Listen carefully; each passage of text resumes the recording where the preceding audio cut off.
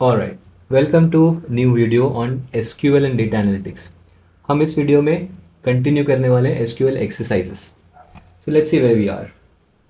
और by the way, तुमको अगर ये एक्सरसाइजेस का फाइल चाहिए होगा ना, सो इस डिस्क्रिप्शन में डिस्कॉर्ड का लिंक मिलेगा। That is an invite to my Discord server. उस लिंक पे जाओ, मेरे सर्वर पे जाओ, वहाँ पे तुमको एक चैनल दिखेगा एसक्यूएल के नाम पे। There you will find all the files. ठीक है, let's continue with this. Find that application that was completed in the least number of minutes. इसका मतलब क्या है? कौन सा ऐसा एप्लीकेशन है जो सबसे कम टाइम में खत्म हुआ था। So let's see how do you do this in Excel first. मैं एक्सेल सोचता हूँ तो मेरे को थोड़ा समझ में आता है कि कि एसक्यूएल कैसे लिखना है, because they are very similar sometimes. एक काम करते हैं, तो हमने देखा था कि पहले प्रोजेक्ट में हमने एक कॉलम ऐड किया था, time taken in minutes. Okay, उसमें हमने डेट एक्शन और डेट टाइप का डिफरेंस निकाला था, बेसिकली दोनों को माइनस किया था। फिर ऐसा कुछ टाइम मिला था, फिर उसको हमने मिनट्स में कन्वर्ट किया था। और अगर मेरे को इस एक्सेल फाइल में देखना है कि सबसे कम मिनट में कौन सा एप्लीकेशन ख़त्म हुआ था, तो मैं क्या करूँगा, टाइम टेकन इन मिनट्स को स्मॉलेस्ट टू लार्जेस्ट से सॉर्ट करूँगा और पहला वाला रिकॉर्ड ले लूँगा, जिसमें 1.1 सेकेंड्स 1.1 मिनट्स कुछ लगे थे, ऐसे दिख रहा है। So this is how exactly you will do in SQL as well. यही थॉट प्रोसेस है, यही अप्रोच है। So let's go to MySQL. Okay, so we know for sure from fact applications में ही date action है, so we'll say from fact applications. okay, then क्या करना है हमको, सॉरी, अब हमें इस टेबल में ना देखो, तुमने देखा एक्सेल में हमने फिल्टर नहीं मारा, कुछ नहीं किया। हमने क्या किया, एक नया कॉलम ऐड किया, ठीक है, टाइम टेकन इन मिनट्स, और बाद में उस कॉलम को सॉर्ट किया असेंडिंग ऑर्डर में, और फिर पहला रो लिया।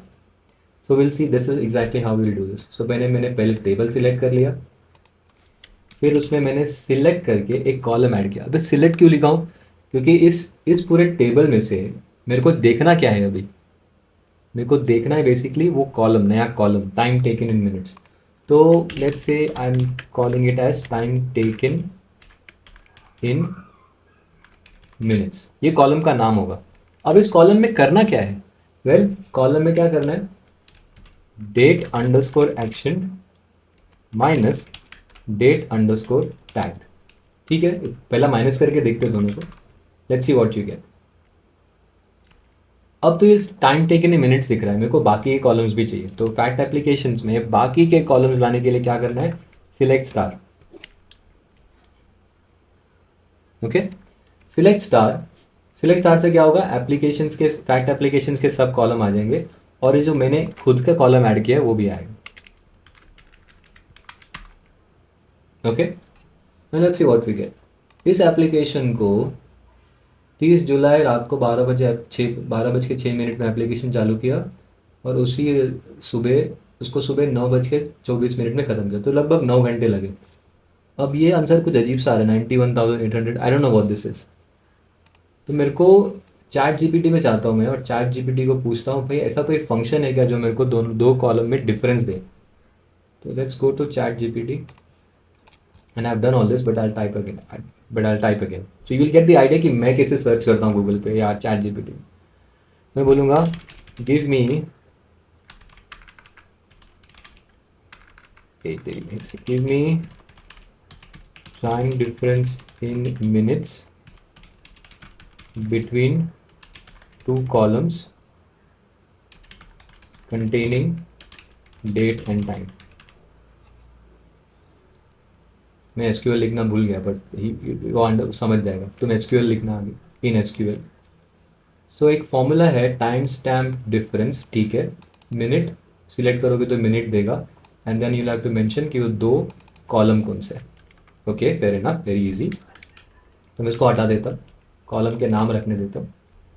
क्या बोल रहे हो, time stamp difference. Okay, time stamp difference, minute चाहिए इसको, we want the difference in minutes. दो कॉलम में, एक है टैग डेट, डेट टैग, और दूसरा है डेट एक्शन। ठीक है, I think that's what it mean. Let's run this. अब देखते हैं कोई ऐसा छोटा सा नंबर है जो वैलिडेट कर सकते हैं आसानी से। ये वाला देखते हैं, 9:17 और 9:32, एग्जैक्टली 15 मिनट लगे। 15 मिनट, वेरी गुड। अब हमारा आंसर ख़त्म नहीं हुआ है, अब तो हमने सिर्फ हर एप्लीकेशन को कितना टाइम लग रहा है मिनट्स में वो निकाला। Very good, we added this new column, right. अब पूरे इस कॉलम को, सॉरी इस टेबल को सॉर्ट करना है इस कॉलम से इन असेंडिंग। तो मैं क्या करूँगा, अभी लिखूँगा order by time taken in minutes. अभी क्या होगा देखो, लेट्स रन दिस। अब ये पूरे टेबल को असेंडिंग ऑर्डर में करेगा, सॉर्ट करेगा। अब इसका मतलब क्या है कि ये जो एप्लीकेशन है शायद पहला वाला, this is the one that I have completed in the least number of minutes. तो मुझे अभी पूरे डिस्प्ले में ना सब नहीं चाहिए, मुझे डिस्प्ले में सिर्फ वो एक एप्लीकेशन चाहिए। तो क्योंकि मैंने इस टेबल को असेंडिंग ऑर्डर में सॉर्ट कर दिया है, अब मैं अगर लिमिट करूँगा, लिमिट बाय 1 करूँगा, तो पहला रिकॉर्ड एक रिकॉर्ड दिखेगा।